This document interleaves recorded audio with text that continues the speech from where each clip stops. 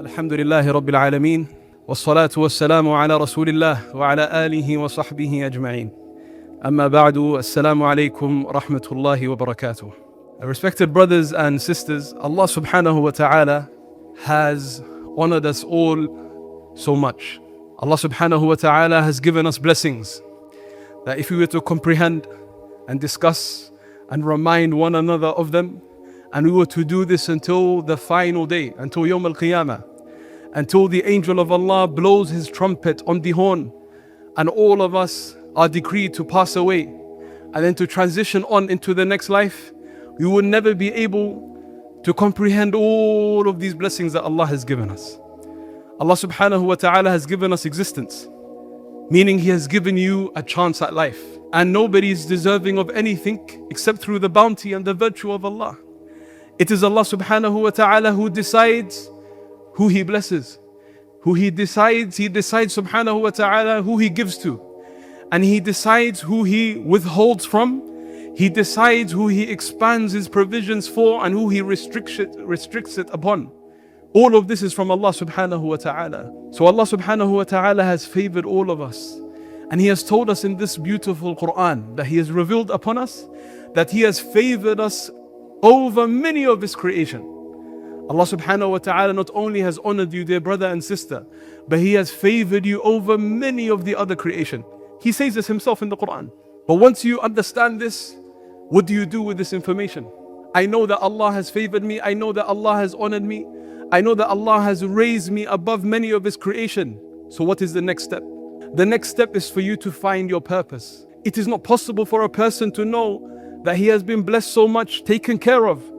Allah subhanahu wa ta'ala has given you this heart that is pumping, this blood that is running through your body. You have so many blessings, children and parents. You have a household, you have provisions, you have rizq. You can see, you can hear, you can smell, you can feel, you can touch. You can walk if you want, you can run. Allah Jalla wa Ala has given you all of this. It's not without purpose. أَفَحَسِبْتُمْ أَنَّمَا خَلَقْنَاكُمْ عَبَثًا وَأَنَّكُمْ إِلَيْنَا لَا تُرْجَعُونَ. Do they really think that we created them for no reason? We created them for a baseless reason. We created them and there is no means and substance behind that, and they will not return back to us. فَتَعَالَى اللَّهُ الْمَلِكُ الْحَقَّ لَا إِلَهَ إِلَّا هُوَ رَبُّ الْعَرْشِ الْكَرِيمِ. Allah subhanahu wa ta'ala is far exalted, subhanahu wa ta'ala. And because He's far exalted, He doesn't create people for no reason. Nor does He bless people for no reason. He blesses you subhanahu wa ta'ala because He loves you. In this world, we bless one another, we help one another, we are nice and kind towards one another because we love one another. Nobody does that to somebody that they don't like. Somebody that you dislike, you don't take care of them. You take care of the people that you like, and you take care of the people that you love. And Allah Jalla wa Ala is telling us, I have done all of this for you. So if we have been honored, and we have been raised, and Allah has favored us, and Allah has blessed us, and we cannot compare all of the creation of Allah with ourselves because we are much greater than them, like the Qur'an mentions. What is the most honorable part of your existence? It is something so profound. It is called ar-ruh. Ar-ruh. You are not just a human body. You are just not a human being. You have a ruh within you. And guess what? This ruh, the nature of it, the reality of it, it is said in English, it is a soul. But a lot of us, rather all of us, we don't know its reality. The people at the time of the Prophet ﷺ, they never knew the reality of the soul. وَيَسْأَلُونَكَ عَنِ الرُّوحِ. They ask you and they question, O Muhammad, about the ruh. What is this soul? We don't understand what this soul is. The Prophet ﷺ responded to them, الرُّوحُ مِنْ أَمْرِ رَبِّي. The ruh and the affair of the ruh, the soul, it's from the matters of my Lord. وَمَا أُوتِيتُم مِّنَ الْعِلْمِ إِلَّا قَلِيلًا. You haven't been given knowledge except a little bit. It doesn't matter how advanced you become. It doesn't matter how much you know from the apparent matters of this world. It doesn't matter how much you study and you learn. You orchestrate different things. You will never know the matter of the ruh, the soul that's within you, let alone everything that is around you. And because of this, you only have a bit of knowledge. Nobody can define the reality of the ruh. And guess what? From the most distinctive characteristics of the Qur'an is that it is called the ruh as well. So the Qur'an is not a book. The Qur'an is a ruh. And you are not just a human being. You have a ruh. The two have been called the exact same thing. Ruh, ruh. The Qur'an is a soul. And the Qur'an is also a soul that wants to connect with another soul. Which soul is that? The soul that's within you. And the soul has yearnings. The soul has needs. It's like the human body, it has needs. It needs to rest, it needs to eat, it needs to drink, it needs to marry, it needs to have children, all of this. Imagine a person doesn't feed his stomach. Imagine a long day of fasting. Would you ever forget about iftari? You have a long day of fasting tomorrow. Would you forget about suhoor and sahri? And if you forget, your stomach won't forget, right? If you were to forget, your stomach will remind you. Your stomach will remind you, I am hungry. And you are about to starve me tomorrow for another day of fasting. 15, 16, 17 hours, as we find sometimes in the UK.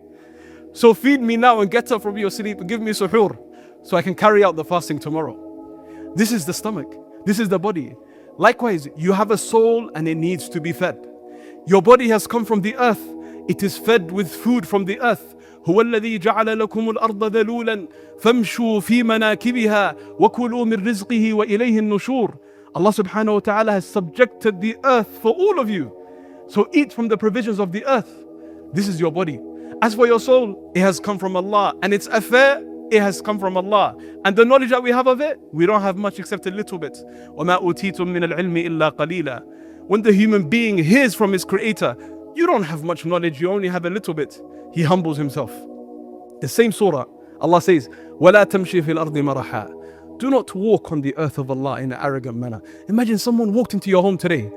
They walked into your home and they're walking in a certain way, in a certain manner in your own home, with arrogance and pride. How would that make you feel? This earth belongs to Allah subhanahu wa ta'ala. Likewise, do not work on Allah's earth like this. Do not walk on Allah's earth like this. إِنَّكَ لَن تَخْرِقَ الْأَرْضَ وَلَن تَبْلُغَ الْجِبَالَ طُولًا. Allah is saying, do not be arrogant and walk on the earth of Allah in a prideful way. You're not going to be able to pierce this earth. It doesn't matter how much you throw around your weight, you cannot pierce the earth, nor will you ever reach the mountains in height. Who are you? Allah is saying. But you have this ruh. If you want to be an honorable person before Allah, give importance to the ruh. Give importance to your soul. The soul, it existed before your body. Before your body was in existence, the soul was in existence. And after your body comes to its demise and you pass away and you depart from this life, the soul will journey on. The soul was always existing and it will always exist. It ascends, it descends. Where you feel pain and pleasure, it is mostly from the soul. When a person is feeling emotionally happy, emotionally sad, emotionally angry, distressed, all of this is from the soul. In fact, the Prophet ﷺ speaks about the soul and he says, from the miracles of this soul is that some of us, we familiarize ourselves with one another before we even came to the dunya. Al-arwahu junudun mujannada. These amazing souls that we have within us, they familiarize with one another before we came to the earth. And so some of them, they click. The Prophet ﷺ said they click straight away. Some people, you meet them, subhanAllah, straight away you click. You become close. And the Prophet ﷺ said also there are some people where this doesn't happen. You see them, subhanAllah, this person, I don't know how long we can survive being in the same room, in the same place, speaking to one another. فَمَا تَعَارَفَ مِنْهَا تَلَفْ وَمَا تَنَاكَرَ مِنْهَا اخْتَلَفْ. Some of them, they click straight away. They find affinity and love between one another. And others, they don't find this. This is the affair of the soul. The soul, it requires one thing to keep it going. What's its engine? Its engine, it is the speech of Allah subhanahu wa ta'ala. It is the remembrance of the one who has created it, Allah. The Prophet sallallahu alaihi wasallam has said that the example of the one who remembers Allah and the one who doesn't remember Allah is like the example of the living and the dead. Imagine somebody's walking around, but they are a dead man, a dead woman. Spiritually, they are dead. Spiritually, they have no life. You have to remember that this body, it has a sell-by date. When it comes to its end, you will pass away, you will enter into the earth, and then the worms and the animals and the rodents are going to eat the body and take the body away. That's the end of the body. As for the soul is now going to meet Allah subhanahu wa ta'ala. If you are a good believer, the soul will fly out of your chest and it will go and meet its Lord.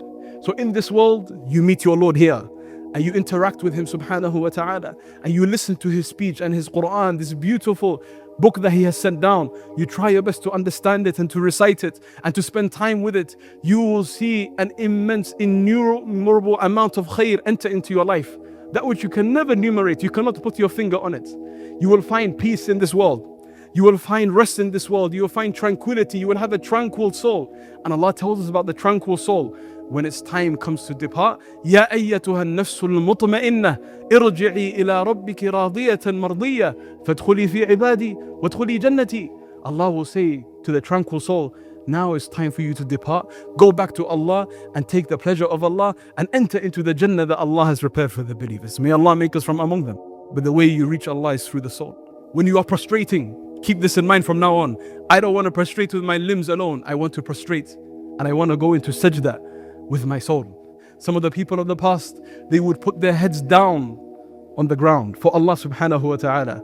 And they will be unable to lift their heads back up because they have found this to be the sweetest part and the sweetest position and the sweetest feeling that this world has ever offered a person. This is from the soul though. This is from the soul. If you remain there now with your head and your body, you'll not be able to stay there for a long time. So a person understands that this is a gift that Allah has given me. And when somebody gives you a gift, you honor the gift, isn't it? You honor the gift. You take care of the gift. You show that you are grateful for the gift that you have been given.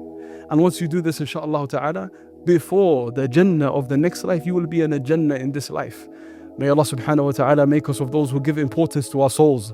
And may Allah subhanahu wa ta'ala make us from those who live a tranquil life with our souls in the dunya and enter into the Jannah He has prepared for the believers with our souls leading the way, inshaAllah ta'ala. Make the Qur'an the beauty of our lives and that which is the spring of our chests. And may Allah subhanahu wa ta'ala reunite us all in a better place. Jazakumullahu khairan for listening so attentively to this first lecture.